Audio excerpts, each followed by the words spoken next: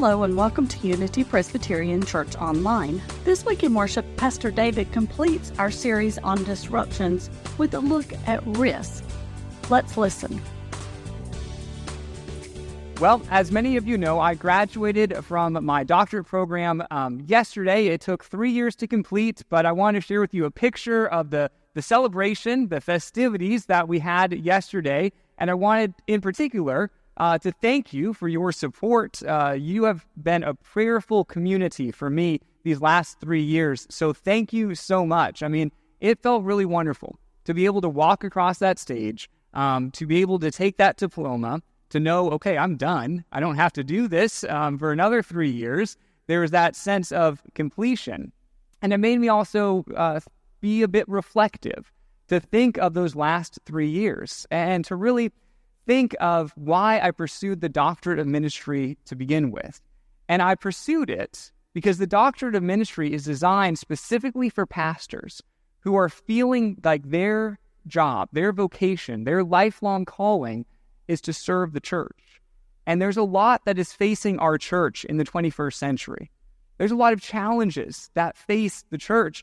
And as a pastor, I want to be the best equipped that I can be to help serve and lead the church. And so when I saw this program, this doctorate of ministry, it really caught my eye. There are other programs. A PhD program is designed specifically for research and to help you be equipped to teach at a college level. I wasn't interested in that.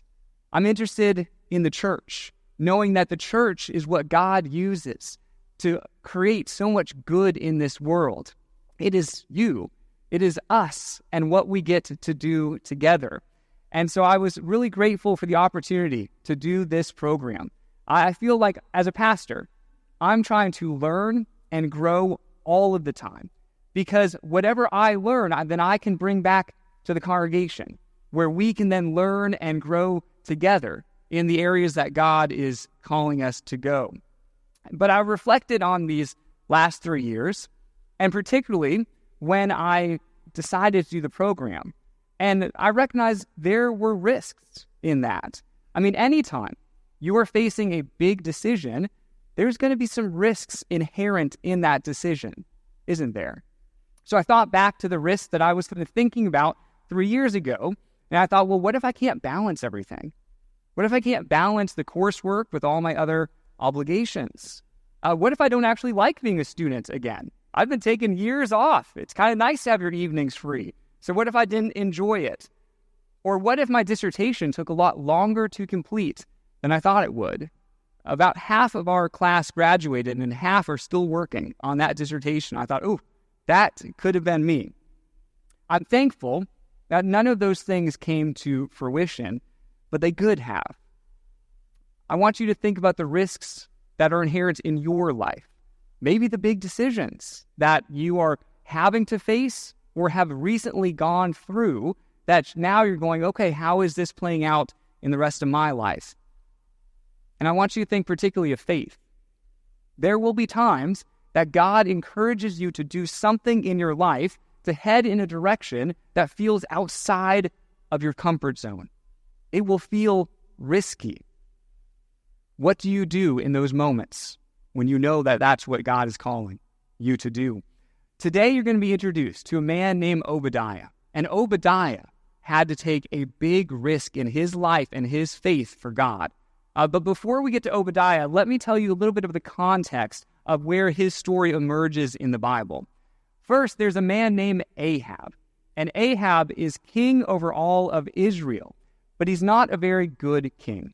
He doesn't follow God. In fact, he doesn't want to follow anyone.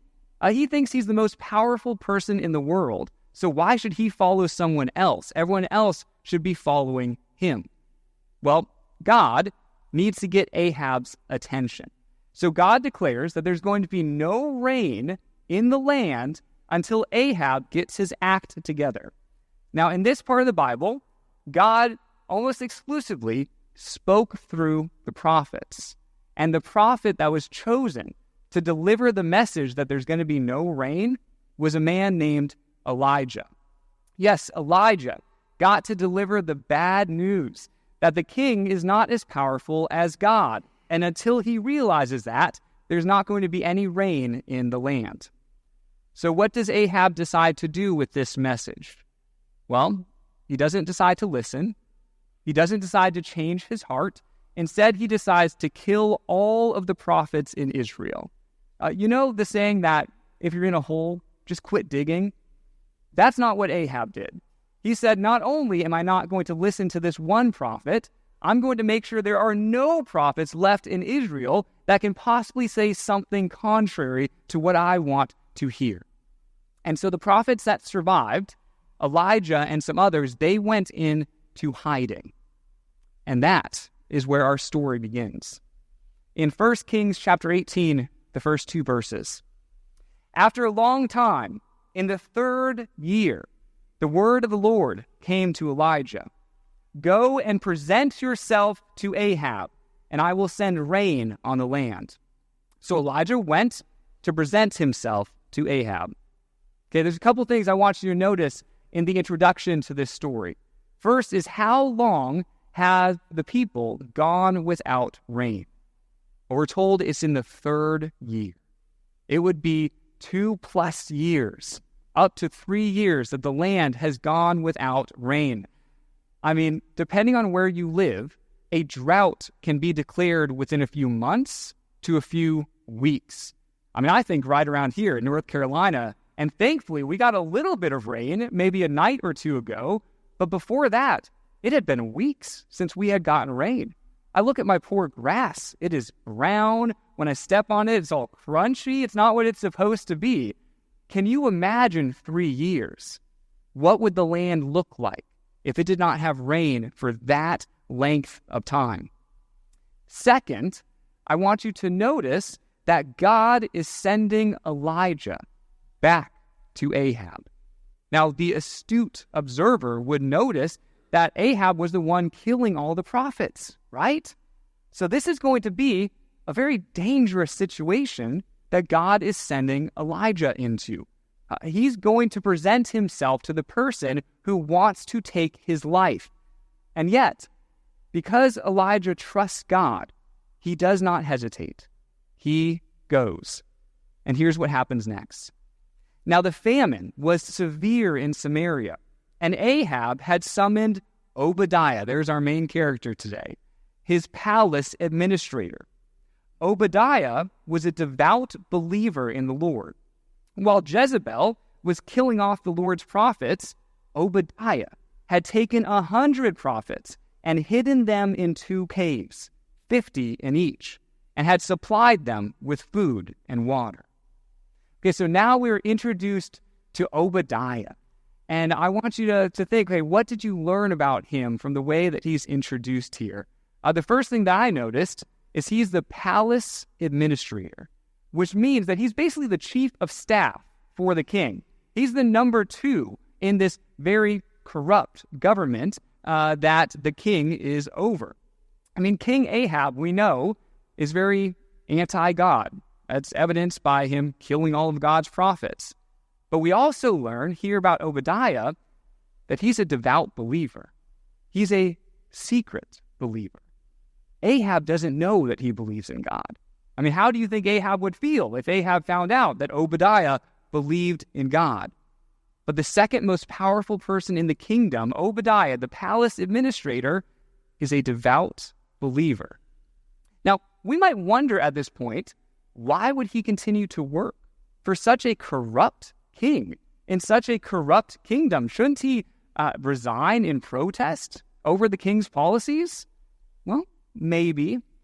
But consider what Obadiah was able to do while holding his position of power. He was able to hide 100 of the prophets in caves and provide them with food and water because he used his position to do so. He used whatever power he had and could leverage that to save 100 of God's people. Yes, he chose to work within a corrupt system to bring about something good. You know, sometimes we have to do that. We live in a beautiful world, but sometimes it is a corrupt world, isn't it? And at times we may find ourselves working in situations where perhaps our bosses or employers don't share our values. as followers of God, we should always be looking for ways to bring about something good in any situation that we find ourselves in. Yes, use whatever position of influence that you have to bring about the will of God in your circumstance.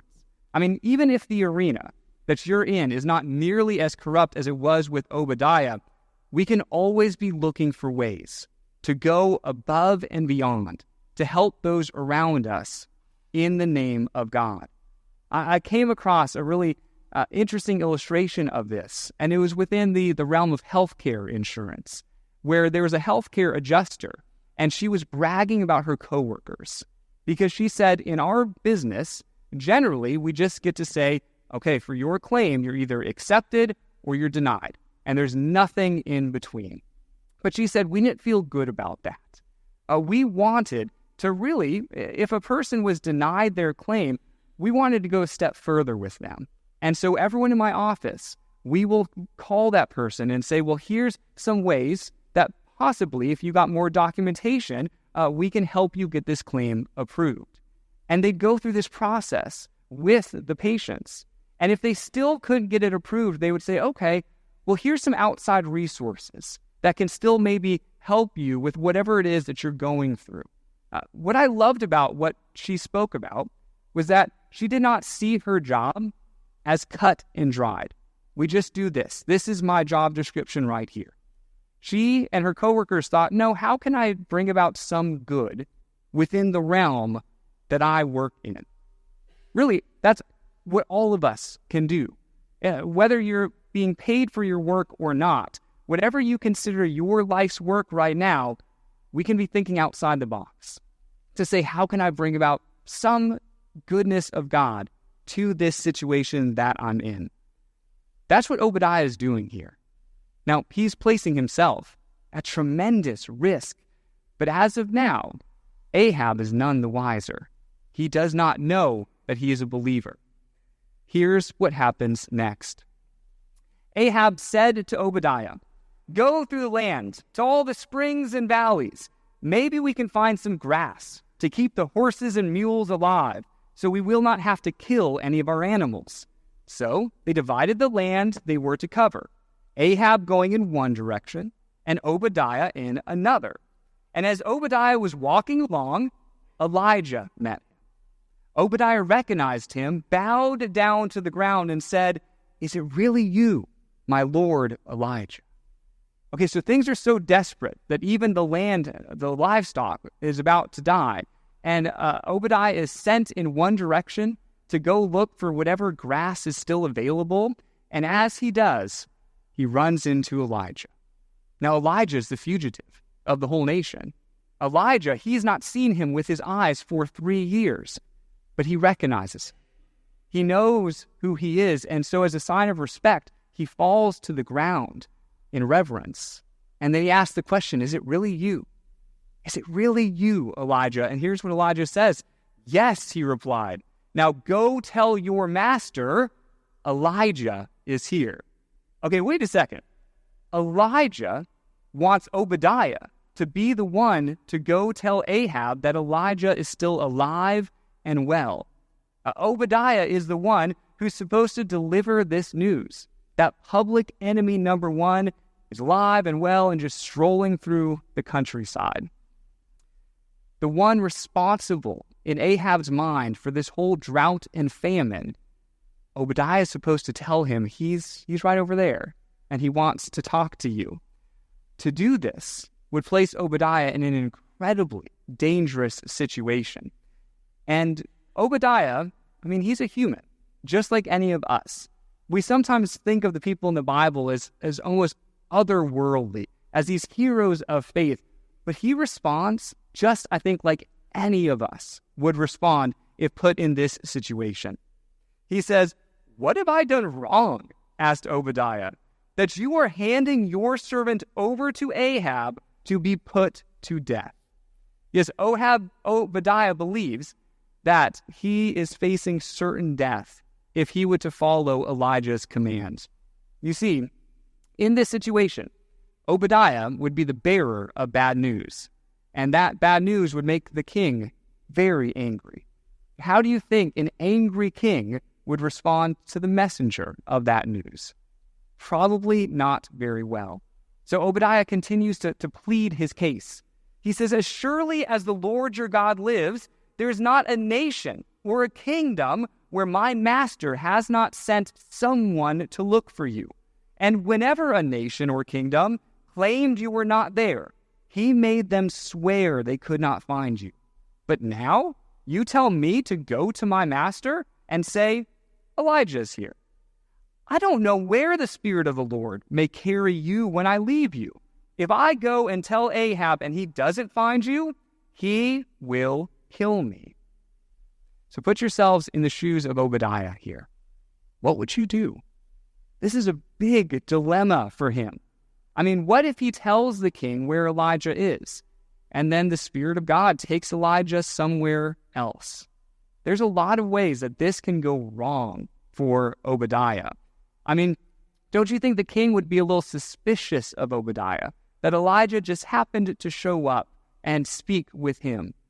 Don't you think he might begin to wonder, where do your loyalties really lie? Yes, this is a precarious situation. Some might say this is a disruptive situation. As Dana mentioned, this is the last week in this series where we've been talking about these divine disruptions, those moments where God comes into your life and it's not that still, calm voice. Instead, it's disruptive. We're going, this is not what I was expecting. I don't know if this is really what I want to do or can do.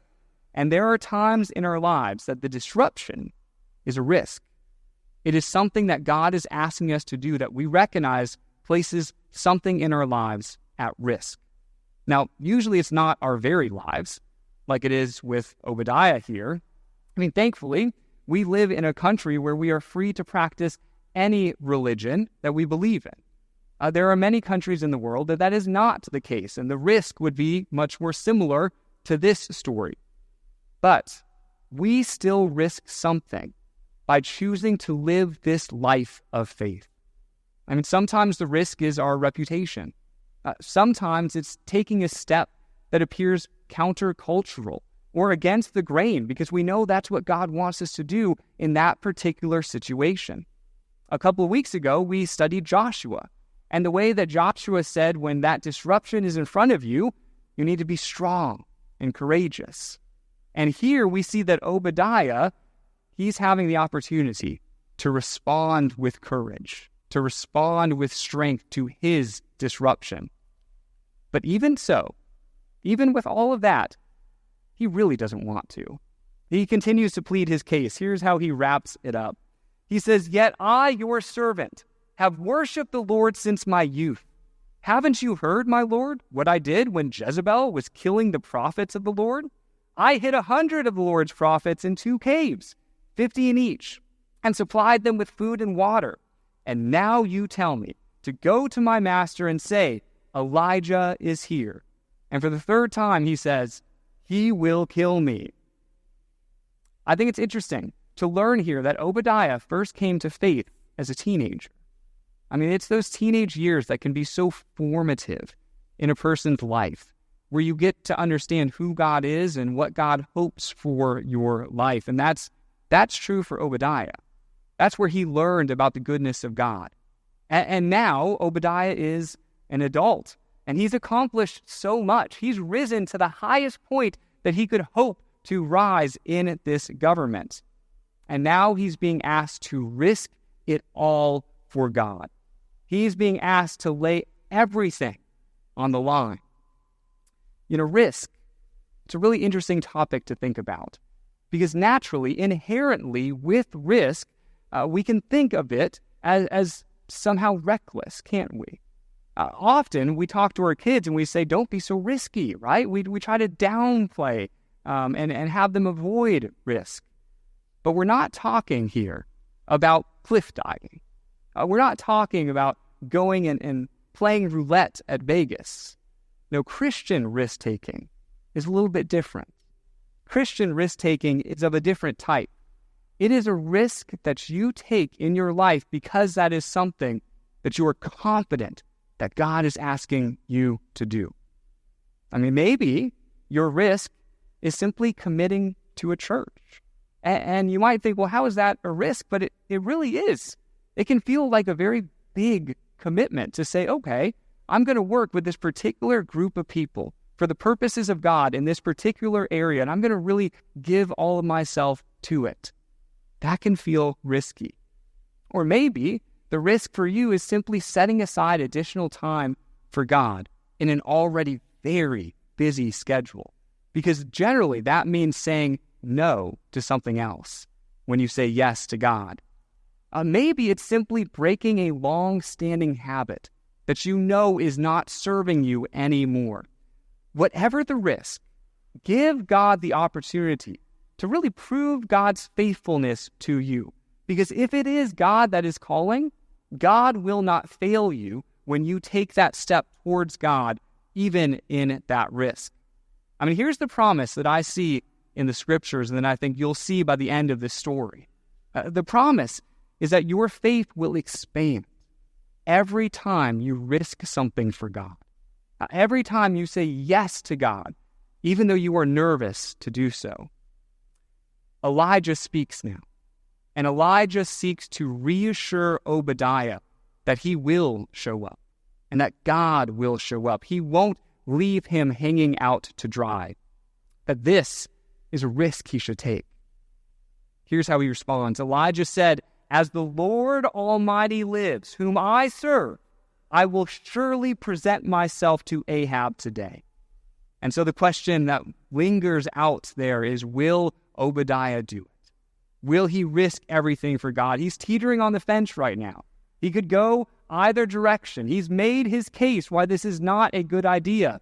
But Elijah has hung firm and said, if you do this, God will be with you. And so what will Obadiah do? Well, first, what will we do?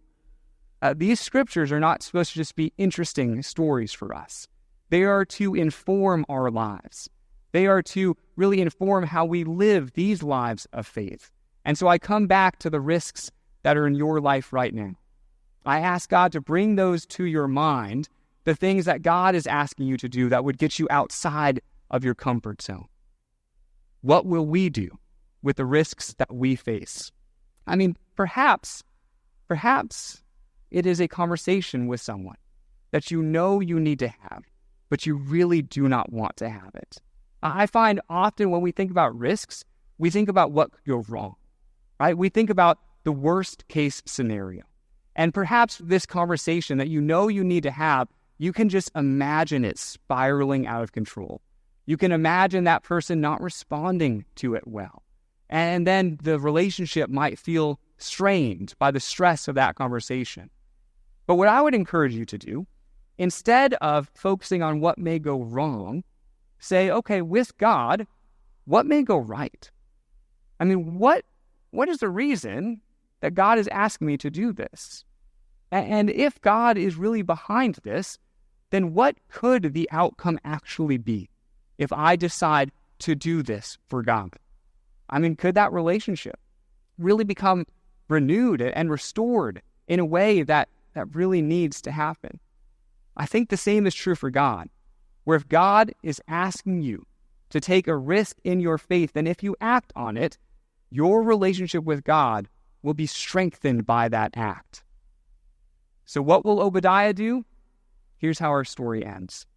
We're told that Obadiah went to meet Ahab and told him, and Ahab went to meet Elijah.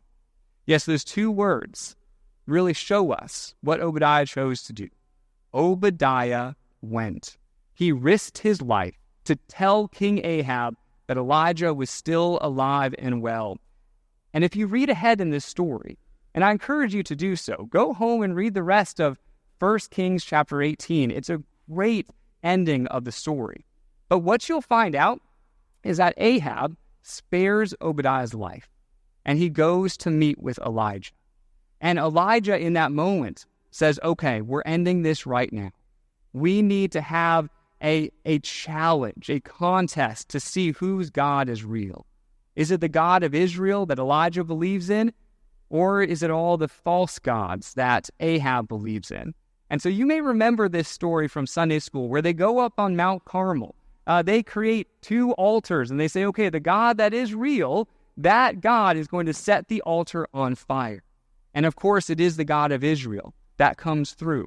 And if you read that story, what you'll find is that becomes a turning point in the people of God, where they turn away from Ahab, who is leading them towards false gods, and instead turn back towards the true God. And what I think is amazing is that never would have happened. The whole turning of the kingdom never would have happened if Obadiah didn't choose to risk everything for God. It makes me wonder, what will the outcome be if we choose to risk in the same way? Amen. If you would like more information about Unity Presbyterian Church, please visit our website at www.unitypres.org or visit us on Facebook. This is the Unity Presbyterian Church podcast. Have a great week.